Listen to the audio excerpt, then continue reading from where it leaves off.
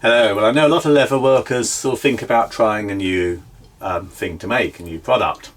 And that's exactly what I've been doing, thinking about how to make a nice wallet. And I thought I would go through some of the actual steps. Now, I say I'm making a wallet. This could apply to a bag, a belt, a knife sheath, axe cover, any new sort of project one's thinking of trying in leather work. But I thought I would go through some of the sort of steps that I take, because it has, as I say, wider applicability and you might find it useful. So wallets, I have to say, I'll be quite upfront, I tend to get fairly obsessional, so I actually do go into minute detail on everything. It's what I find interesting. I like finding the challenges and improving and improving and improving. So I have been spending literally months actually looking at wallets. Any wallet I see in a shop, I've actually been going to shops to look at the wallets to see what I like about them, what I don't like about them, how they're constructed. And it's the kind of thing you really do begin to see a lot of different details and finishes, and of course there's lots of information on YouTube. So yeah, stacks of research.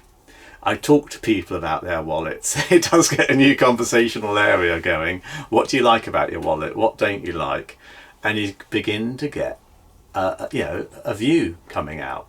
And the view does change a bit by demographic as well.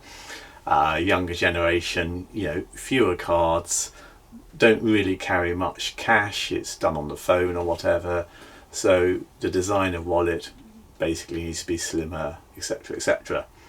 So I've been doing all of that.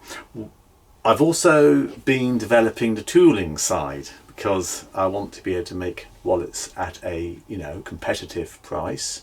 And I know you've seen me put up other films about making these cutters, these clicker cutters. I've popped a couple of films up. I have now got them to a stage where they're actually cutting out very nice accurate shapes.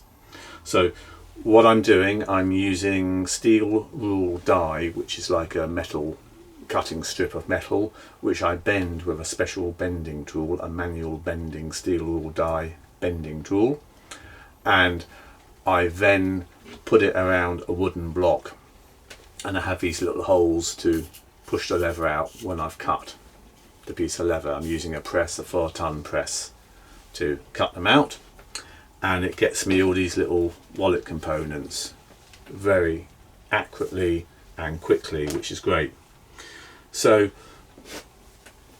I've actually got these now to a point where I'm getting the required accuracy, and I'm very happy with them. They may look crude, but they work well. So they're all sort of different ones for different parts of the wallet. That's taken quite a lot of work, but again, I quite enjoy the challenge, and it means now if I want to change from a 6-card wallet to a 4-card wallet, I can quickly make up more cutters. I can tweak the sizing, tweak most aspects quite quickly, and do it all myself. So the tooling side is another whole sort of area of investigation, but one I quite enjoy. In terms of mock-ups, I tend to start with paper. So this was my first mock-up, and I've got the sort of the dividers in here for the cards, and there they all are, you see, all cut in paper, front, back, etc. An area inside for notes and coin, and I've just been sort of trying out mock-ups to see if they're the right size, if there's enough give and play so that your card goes in fairly easily but doesn't fall out, and so that enough card is exposed to easily pull it out and to easily see what the card is without it all being fiddly and unpleasant. So mock-ups in paper first. I did a few of those, and I find when I do my mock-ups in paper, I just draw them out by hand. You could obviously do it in Adobe or something else, and I use double-sided tape to stick the bits of paper together.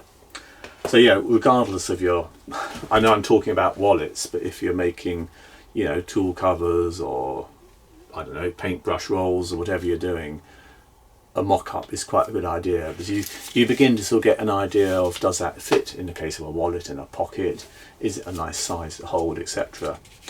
What I then do is I go into the first, what I call crude make, and this is just using bits of scrap leather, where I make, in my case, a wallet, and it would be the same if I was doing a bag or anything else, and I sort of start to get a feel for, is that, you know, doing what I want to do I want to dye it, do I want to edge finish in a particular way, and this is where you can get really into the detail. I have spent hours playing around with different sewing machine and thread, needle and thread combinations, different stitch lengths, to get the accuracy and the strength. So I'll make up something like a seam here where I've sewn something to another bit of leather, and I will then literally destroy it, or try and destroy it, to see where it will wear and where it won't wear. And I think that's quite important, because there's no point in making something and then to have your customer come back to you after a while and say, well, that's fallen apart, that wasn't much good, you know. Certainly don't want that happening. So yeah, I make components, I make up parts of them, I then destroy them, I mess around with them. And just to give you perhaps a little flavour, when you look at a wallet, I mean, apart from the needle and thread combinations, you've got things like width off the seams, you've got how do you do that fold in a way that will keep the wallet nicely closed but without damaging and weakening the spine. And I've now got a technique which I've been developing for doing that, using a press and using some grooving and water and what have you, but it gets a very nice spine. What sort of corners do you do? It's all the sort of machining type detail to make the item strong and attractive and pleasing, and not obviously wasting space or making it more bulky.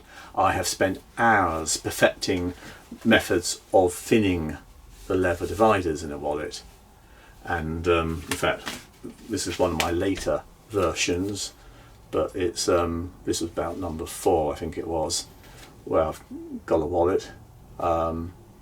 This was beginning to make progress. It was too fat though on the inside, so I've now got some techniques for thinning off the leather to make it far thinner and lighter inside. So it's strong on the outside, far thinner now on the next version on the inside. I've actually given the next one to one of my sons to actually use in the field.